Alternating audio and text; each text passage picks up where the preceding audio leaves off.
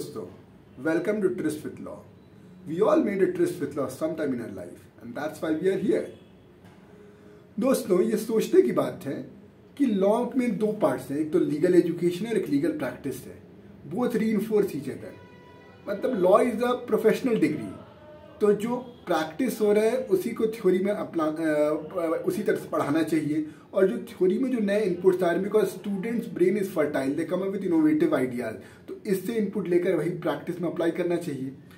लेकिन कहीं इससे कहीं ना कहीं कॉम्प्रोमाइज हो सकती है, क्योंकि लीगल प्रैक्टिस भी is a full engrossing thing और लीगल एजुकेशन में भी रिसर्च, पढ़ाना, copy correction, it's a full time job.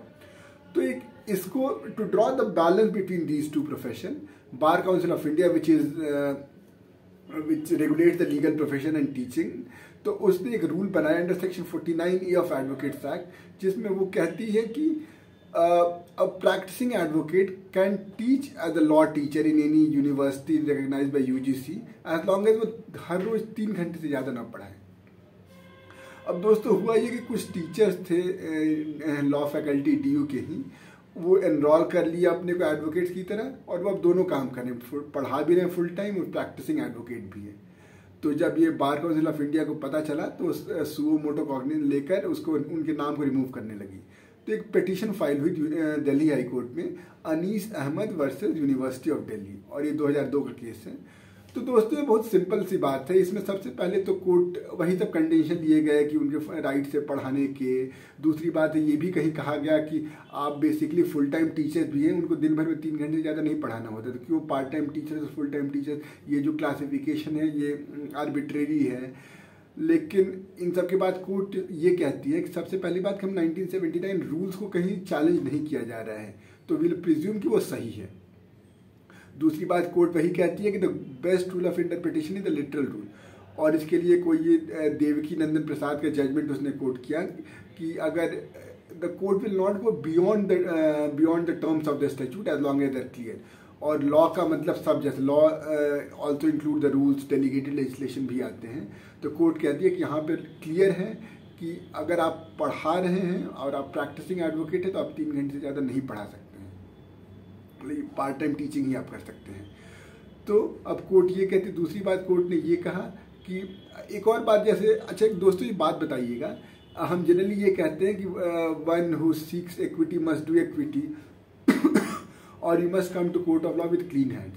लेकिन कोर्ट कहती है कि for public interest litigation it's not just the clean hands but clean mind, clean heart और clean objective, ये सब होने चाहिए. और इसके कॉन्टेक्स्ट में KR श्रीनिवास का जजमेंट है, उसमें कोर्ट ने ये मतलब उसका कॉन्वर्स कोर्ट ने ये लिया. कोर्ट ये इसमें ये कहती है कि अगर ये सब चीज़ें इस्टाब्लिश हो जाएंगी तो फिर अगर ये सब चीज़ें इस्टाब्लिश हो गई, क्लीन ऑब्जेक्टिव है, क्लीन हार्ट है, क्लीन हैंड है, तो फिर उस PIL को डिसमिस नहीं कर सकते हैं समरीली. तो PIL एडमिट हुआ था और कोर्ट फाइनली इसमें यही कहती है कि ये रूल सही है. अब बात आई कि बार काउंसिल ऑफ इंडिया अपने आप कैसे डिसमिस कर सकती है.